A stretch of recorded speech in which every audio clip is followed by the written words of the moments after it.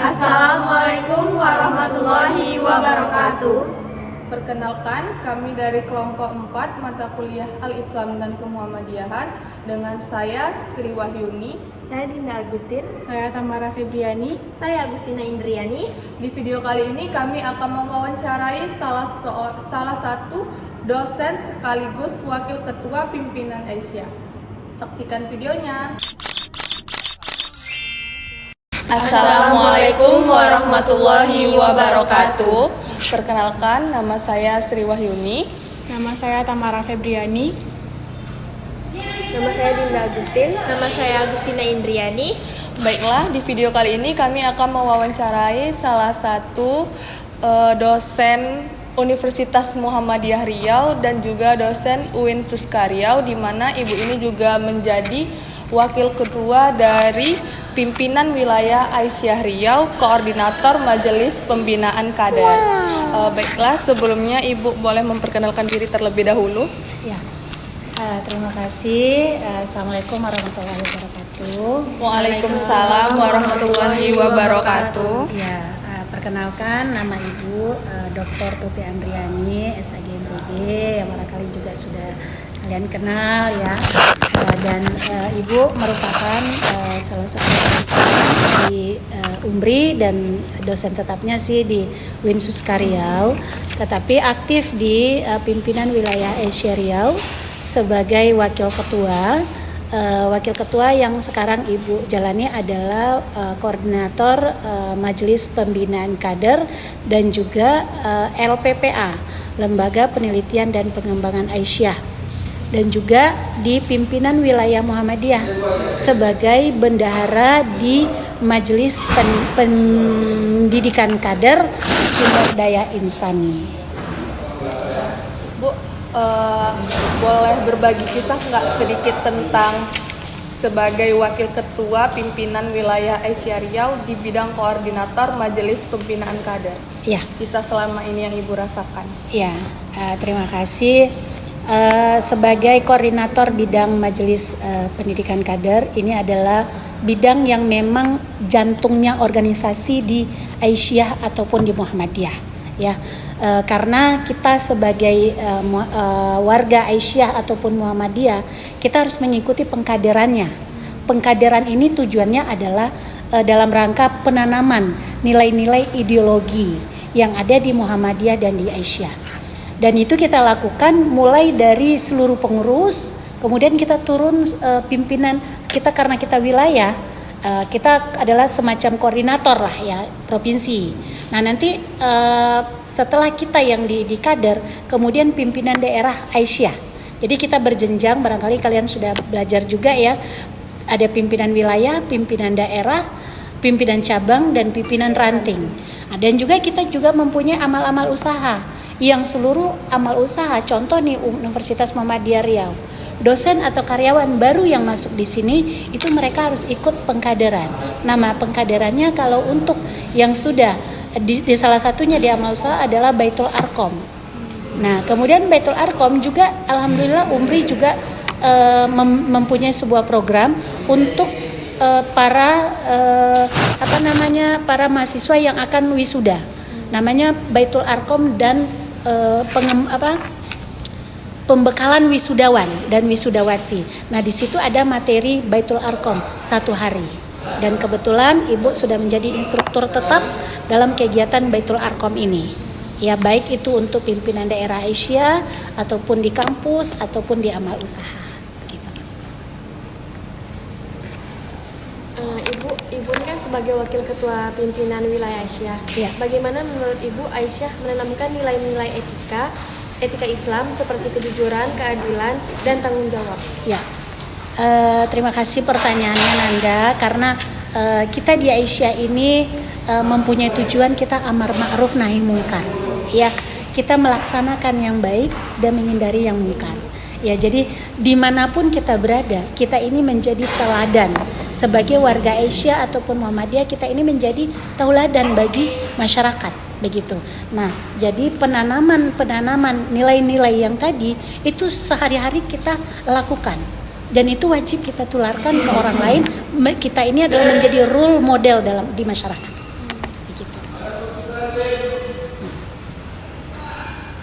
Kalau menurut Ibu nih sebagai wakil ketua pimpinan Aisyah kan Bu, Ya. bagaimana sih Bu Aisyah itu mempromosikan prinsip Islam dalam ilmu pengetahuan di kalangan masyarakat dan anggotanya Bu? Ya, bagus sekali pertanyaannya. Ya, karena Aisyah merupakan salah satu organisasi perempuan yang bergerak di bidang dakwah, ya, yang selalu berdakwah, ya, amar ma'ruf nahi mungkar, dan kita lakukan tidak hanya melalui pengajian-pengajian saja, tapi kita melakukannya dengan banyak kegiatan.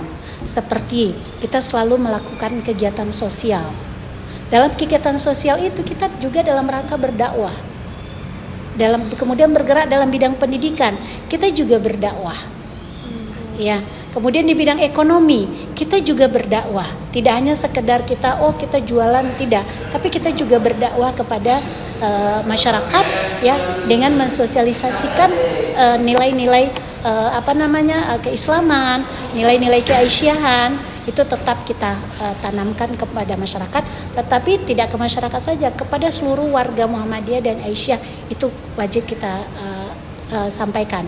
Di samping kita juga melakukan pengajian-pengajian rutin, ya, baik itu dari tingkat wilayah, daerah, cabang dan ranting, dan juga di amal-amal usaha selalu melakukan pengajian-pengajian nanti yang akan menggali tentang barangkali ada hal-hal yang baru atau hal-hal yang mungkin kita tidak tahu, itu kita coba dalam pengajian-pengajian. Tadi kan Ibu sebut pengajian rutin tuh Bu. Nah, itu pengajiannya tuh sebulan sekali atau setiap minggu atau per tahun? Itu tergantung jadwal yang dibuat. Nah, kalau kita di pimpinan wilayah Aisyah, kita ada melakukannya, kita bersinergi gitu ya. Pengajian itu tidak hanya majelis tabligh saja, tidak. Tapi kita bisa bersinergi umpamanya dengan majelis kesehatan. Tema bulan ini mungkin tadi belum Ibu singgung. Tema bulan ini tentang bagaimana kesehatan menurut Islam. Nah, kemudian bidang ekonomi, ini bagaimana peningkatan perekonomian menurut Islam. Nah, kita itu namanya kegiatannya, pengajiannya itu lintas majelis, bersinergi di dalam majelis itu. Dan untuk jadwalnya itu tergantung kalau kita di wilayah, karena kita sifatnya koordinator, ya. Koordinator tentu kita hanya bisa melaksanakan sekali sebulan atau sekali 2 bulan. Tapi itu pengajian itu bisa dilakukan oleh pimpinan daerah Aisyah, pimpinan cabang, pimpinan ranting, itu terserah mau mengadakan sekali berapa, tetapi itu pasti ada. Untuk pengajian tuh Bu, umum masyarakat atau untuk Muhammadiyah aja Bu? Khusus untuk warga kita. Nah, dengan kita membentuk pengajian itu, masyarakat sekarang itu membutuhkan siraman rohani. Ya barangkali jarang, ya, di masjid kultum subuh kadang tidak ada dilakukan, gitu ya, atau sudah jarang, ya. Nah, dengan adanya pengajian kita itu tanpa sengaja kita menarik perhatian masyarakat. Akhirnya simpatisan ikut, ya, masyarakat yang simpati dengan Muhammadiyah dan Aisyah, mereka kami pengen mendengarkanlah pengajian kalau udah lama nggak ikut. Nah, gitu. Jadi tanpa sengaja kita sudah memperkenalkan Muhammadiyah dan Aisyah ke masyarakat dengan pengajian ini. Itu Bu yang menyampaikan materinya siapa Bu dalam pengajian? Kita semua kita di Muhammadiyah ini barangkali sudah memiliki kompetensi masing-masing yang barangkali dari kita untuk kita itu sudah bisa kita lakukan. Karena contoh Ibu, umpamanya materinya tentang pengkaderan, itu Ibu yang menguasai. Nanti ketua tabligh, dia udah menguasai tentang bagaimana menjadi seorang mubalighah gitu. Kesehatan itu semuanya orang-orang yang orang-orang kesehatan, dokter, ya, mungkin kalau di bidang pendidikan ada guru, dosen, kemudian psikolog, itu hukum lagi ada orang memang fakultas hukum, dan kita semuanya mempunyai sumber daya yang memang sudah kompeten di bidangnya masing-masing. Gitu. Ibu sebagai wakil ketua pimpinan wilayah Aisyah Riau, penerapan etika Islam yang bagaimana yang Ibu implementasikan di organisasi Muhammadiyah? Nah, etika Islam, ya. Nah, ya, implementasinya di dalam kepengurusan, ya. Kalau kita kaji etika itu sendiri, ya, etika barangkali sudah dipelajari, ya. Ya, bagaimana kita berperilaku, bersikap, ya. Nah, ingat, perlu barangkali kalian ingat, kita kembali kepada Al-Quran dan Sunnah. Kita meniru apa yang dilakukan oleh Rasulullah. Apa yang sudah diajarkan oleh Rasulullah. Sifat Rasulullah ada 4. Nah inilah yang bisa kita tiru dan kita terapkan di dalam Islam. Dalam hal ini termasuk etika. Etika ini kan berperilaku. Beribadah aja kata Rasulullah, "Solu kama ro'aitumuni usolli." Salat seperti apa saya salat. Artinya kita meniru salat Rasulullah. Apalagi etika beliau, perilaku beliau sehari-hari. Nah, jadi kita di dalam Muhammadiyah, di dalam Aisyah itu kita selalu berpedoman kepada Rasulullah Shallallahu Alaihi Wasallam. Kita pelajari semua hadis-hadisnya, bagaimana beliau berperilaku. Kalau dulu mungkin kita Khadijah seperti apa berperilaku. Aisyah ini kan diambil dari namanya anak Rasulullah ya, Aisyah gitu ya. Nah itu salah satunya. Jadi kita tetap berpedoman bagaimana Aisyah sebagai perempuan, istri Rasulullah Khadijah sebagaimana. Nah itu kita tetap kita etika Islam, etika yang berlandaskan kepada Al-Quran dan Sunnah itu tetap kita terapkan. Dan itu keseharian kita tetap. Ya, apapun aspek kehidupan seperti yang Ibu bilang tadi, baik itu di sosial, di ekonomi, di pendidikan, di kesehatan, itu tetap kita mengimplementasikan etika Islam itu. Gitu. Ibu, bagaimana cara Ibu menerapkan paradigma Islam tentang ilmu pengetahuan di organisasi Aisyah tadi? Iya, begini, kalau kita berbicara paradigma ilmu pengetahuan gitu ya, di dalam Islam ya. Semua kita itu dituntut untuk bisa menimba ilmu. Utlubul ilma minal mahdi ilal lahdi. Tuntutlah ilmu itu dari buayan sampai ke liang lahat. Nah, di Aisyah kita tetap menuntut ilmu.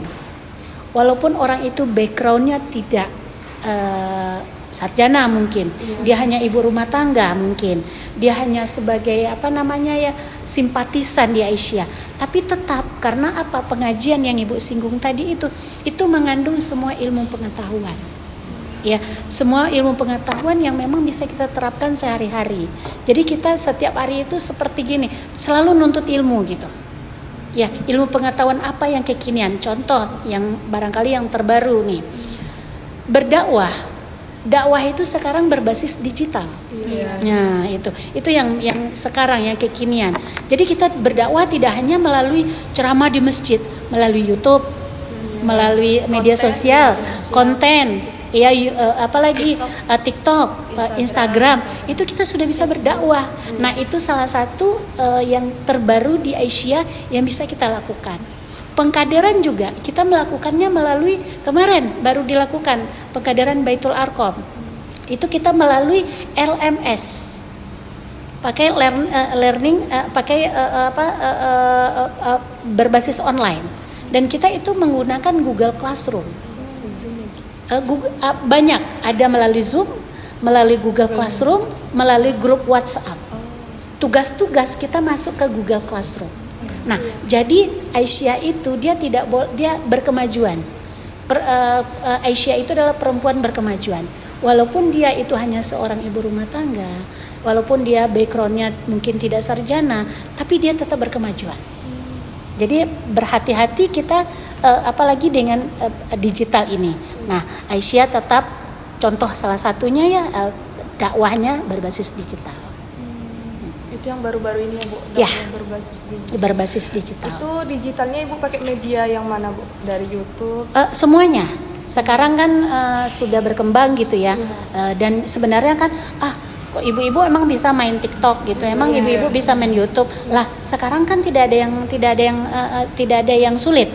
Kita bisa pakai tenaga anak muda gitu ya, bantu bikin sebagai admin atau sebagai operatornya gitu ya, nggak sulit ya. Ibu-ibu tinggal ceramah, tolong ibu direkam gitu. Terus konten, kita bikin konten, tolong bantu konten yang terkini, biar ibu nanti yang ngomong. Ya, tinggal dibantu kan sama yang muda. Artinya kita perempuan Aisyah ini dia berkemajuan. Dia nggak mati akal bahasanya ya.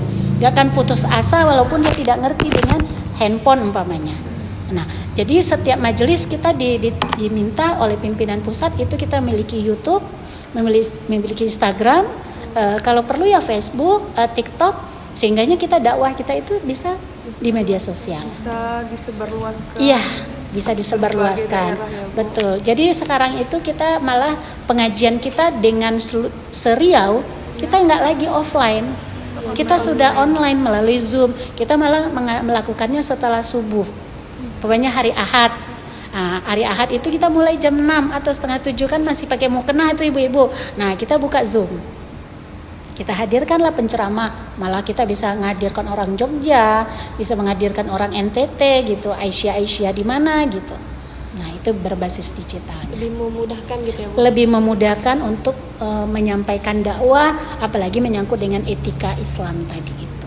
Bu, apakah dengan berbasis digital ini tidak membuat perenggangan tali silaturahmi antar anggota, Bu? Soalnya kan tidak tatap muka nih kan, Ya. Bu? Sebenarnya digital ini ada kelebihan dan kekurangan ya. Kekurangannya mungkin kita sudah asik dengan handphone atau media kita sendiri, sehingga kita tidak peduli dengan yang lain. Dunia sekitarnya. Tetapi di Aisyah kita tetap melakukan yang namanya kegiatan offline. Ada, setiap saat kita melakukan kegiatan offline. Diselang-seling gitu ya? Diselang-seling. Nah, kalau kita terbatas, oh kita mau rapat, kesibukan ibu-ibu kan berbeda-beda gitu ya. Nah, gimana kalau kita rapat saja online dan malam gitu, karena ibu-ibu siang pada bekerja gitu. Tetapi secara offline kita mempunyai kegiatan rapat rutin. Itu kita lakukan sekali seminggu. Ada agenda atau tidak ada agenda, kita pasti ketemu. Kebetulan kita di pimpinan wilayah Aisyah itu kalau enggak hari Rabu itu hari Jumat. Ya, jadi kalau udah ada jadwal artinya rapat rutin namanya. Nah, tapi kecuali rapat dadakan atau ada kondisi darurat gitu ya, kita harus rapat gitu. Dan itu tidak mesti kita lakukan offline, kan online sudah bisa kita lakukan juga gitu. Itu rapatnya wajib ya, Bu? Ya, maksudnya kan kita karena kita bergerak untuk umat ya, tentunya harus ada yang karena di organisasi karena kita ini darurat. Contoh salah satu nih sekolah tinggi STKIP Aisyah mau berubah jadi institut gitu. Ini harus mendadak begini gitu. Ya kita bisa online saja melakukannya. Tetapi kalau memang kita dituntut untuk offline, mau siang, mau malam, mau subuh, kita tetap bergerak.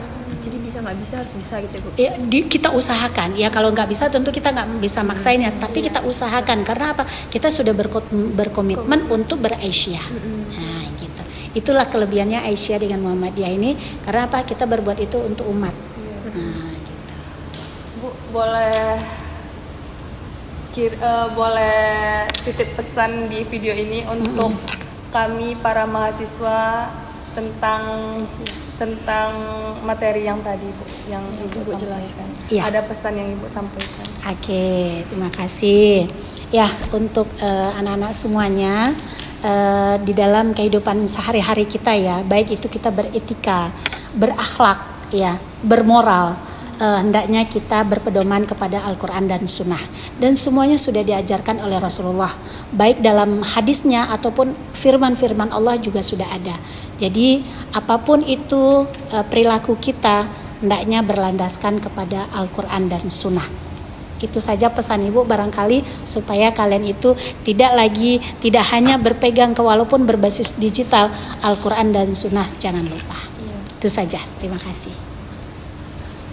Baik, Bu, terima kasih telah meluangkan waktunya udah diwawancara oleh kami.